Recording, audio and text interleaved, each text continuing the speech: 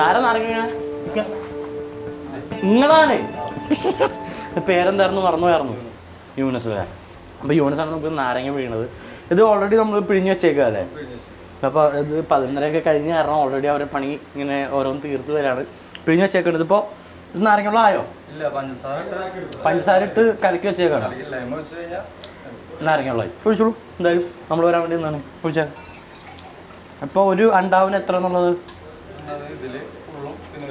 പകുതി അല്ലേ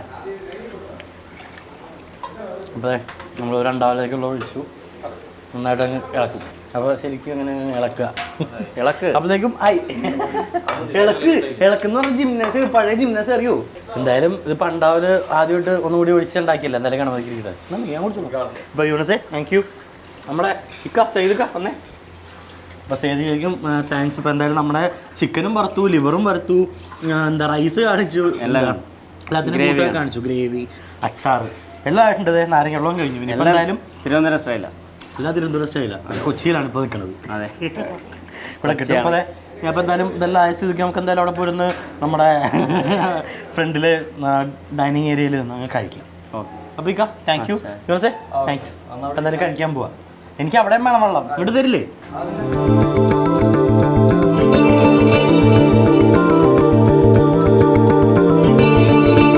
അപ്പോൾ നമ്മൾ അവിടെ കിച്ചണിൽ എല്ലാം ഉണ്ടായി കഴിഞ്ഞു ഇവിടെ ഇങ്ങോട്ട് ടേബിളിലേക്ക് വന്നിരിക്കുകയാണ് അപ്പോൾ കാജാഭായി ശരിക്കും പറഞ്ഞാൽ ഇത് നമ്മളിവിടെ ട്രിവാൻഡ്രത്ത് അങ്ങനെ ഒരു ഒതുങ്ങിയ സ്ഥലത്ത് പഴയ രീതിയിൽ തന്നെ കൊണ്ട് നമ്മൾ ഇപ്പോഴും കീപ്പ് ചെയ്ത് നടത്തുന്ന ഒരു സ്ഥാപനമാണല്ലോ നമ്മുടെ കേറ്റേഴ്സ് റഹ്മാനിയ. പക്ഷേ ഹാർട്ട് ഓഫ് ദി സിറ്റി ആണ്, ഹാർട്ട് ഓഫ് ദി സിറ്റി തന്നെയാണ് ഏകദേശം.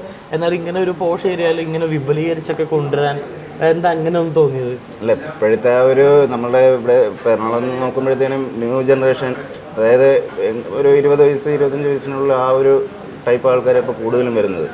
ഇപ്പോൾ ഫാമിലി ആയിരുന്നാലും ആ ഒരു ക്രൗഡാണ് ഇപ്പം വരുന്നത്. അപ്പോൾ കുറച്ച് മോഡേൺ ആയാലേ ഒരു ആംബിയൻ ഫുഡും നന്നായിരിക്കണം, ആംബിയൻസും നന്നായിരിക്കണം, എങ്കിലേ ഒരു സുഖം കിട്ടുള്ളൂ. ശരിക്കും പറഞ്ഞു കഴിഞ്ഞാൽ എന്താ പറയുക, നമ്മളെ കേറ്റൽസ് ഇങ്ങോട്ട് കൊച്ചിയിലോട്ട് കൊണ്ടുവന്ന് നമുക്ക് എല്ലാവർക്കും തരാൻ വേണ്ടിയിട്ട് ആരാണ് ആ ഒരു സ്പാർക്ക്, ആ ഒരു ഐഡിയ ആരാണ്? ഞങ്ങൾ രണ്ടുപേരും, ഞാനും ഫാദറും ഭയങ്കര ഫ്രണ്ട്ലിയാണ്. അങ്ങനെയല്ലേ പറയുള്ളൂ. ഇല്ലല്ല, അങ്ങനെയല്ല, ഡിസ്കസ് ചെയ്തിട്ട് അങ്ങനെ ഒരു തീരുമാനം. ഡിസ്കസ് ചെയ്തിട്ട് അപ്പോൾ ആ ഒരു രീതിയിൽ തന്നെ ഇവിടെ കൊണ്ടുവന്ന് ഇടാം, നമുക്ക് ഇങ്ങനെ തന്നെ എല്ലാവർക്കും കൊടുക്കാം എന്നുള്ള രീതിയിൽ തന്നെ. ശരിക്കും ഞാനിപ്പോൾ കിച്ചണിൽ പോയി എല്ലാം ഉണ്ടാക്കിയപ്പോഴും വലിയ എന്താ പറയുക, അവിടെ നിന്ന് ഇങ്ങോട്ട് വന്നതിൻ്റെ മാറ്റങ്ങളൊക്കെ മാത്രമേ ഉള്ളൂ, വലുതായിട്ട് മാറ്റങ്ങൾ സെയിം തന്നെയാണ്.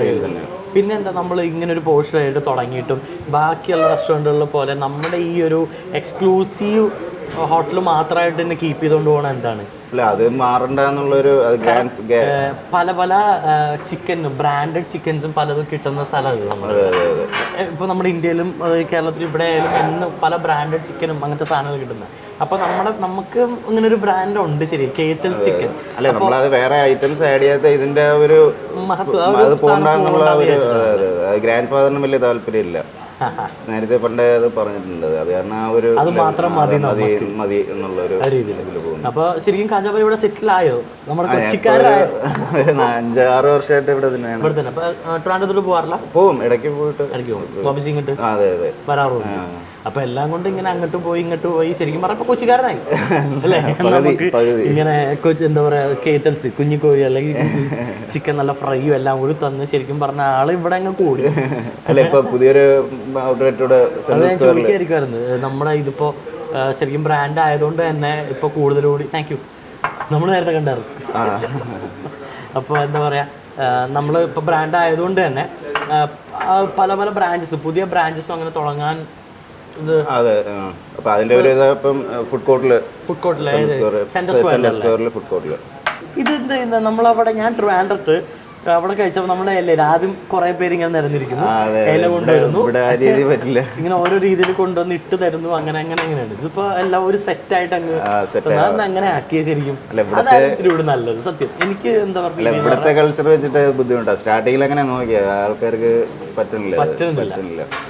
എന്തായാലും സംസാരിച്ച് ഇത്രയൊക്കെ സ്ഥിതിക്ക് എന്തായാലും ഞാൻ സ്റ്റാർട്ട് ചെയ്യാണ്. കാരണം ഞാൻ അവിടെ റൈസ് കണ്ടിട്ടാണ്. അപ്പൊ ചോദിച്ചാൽ പറഞ്ഞ അവിടെ ഉണ്ട്, അവിടെ ഉച്ചയ്ക്ക് കുറച്ചേ ഉള്ളൂ. ഇവിടെ ഇപ്പൊ രാത്രി ഞാൻ അറിഞ്ഞത് ഇതാണ് ഇവിടുത്തെ സ്പെഷ്യാലിറ്റി എന്നാണ്. ഇവിടെ ഗീ റൈസിന് നല്ല എമൗണ്ട്. അപ്പൊ എന്തായാലും ഗീ റൈസ് തുടങ്ങാം അല്ലേ? എന്തായാലും ഞാൻ കഴിക്കാൻ തുടങ്ങി. അച്ചാറിലും വ്യത്യാസമുണ്ട്, ചെറിയ രീതിയിൽ വ്യത്യാസമായിരുന്നു. അല്ല നല്ല കുറച്ച് തിക്കാണ്, തിക്കുമാണ്. അതുമല്ല കുറച്ച് കൂട്ടു വ്യത്യാസമാണ്. അതെ അതെ, കൂട്ടു വ്യത്യാസം. നമ്മളെല്ലാം സ്പെഷ്യലാണല്ലോ. ഗ്രേവിയും തിക്ക് കൂടുതലാണ്, ഇത്തിരി തിക്ക് കൂടുതലാണ് ഇവിടെ. നല്ല ഗ്രേവിയൊക്കെ ഒഴിച്ച് ശരിക്കും സാധാരണ ഗീ റൈസിനൊപ്പം ഇങ്ങനെ ഒന്നും അല്ല, വേറെ ഏതൊക്കെ കറികൾ ഗീ റൈസ് അങ്ങനെയാണല്ലോ. ഇവിടെ മാത്രമാണ് ഇങ്ങനത്തെ ഒരു ഗ്രേവി. ഇവിടെ പ്രത്യേകിച്ച് എന്ന് പറഞ്ഞാൽ നമ്മുടെ എന്ത് ഐറ്റത്തിനായാലും ഇതാണ് നമ്മുടെ ഗ്രേവി. അതെ അതെ, ചപ്പാത്തിക്കും റൈസിനും ഒരേ എല്ലാത്തിനും. കൊള്ളാട്ടോ, ഇത് അത് മിക്സ് ആയപ്പോഴാണ് ടേസ്റ്റ്. അല്ല, ചിക്കനും ചെറിയ ടേസ്റ്റ് വ്യത്യാസമുണ്ട്. അവിടെ വിറകാണ്, ഇവിടെ ഗ്യാസാണ്.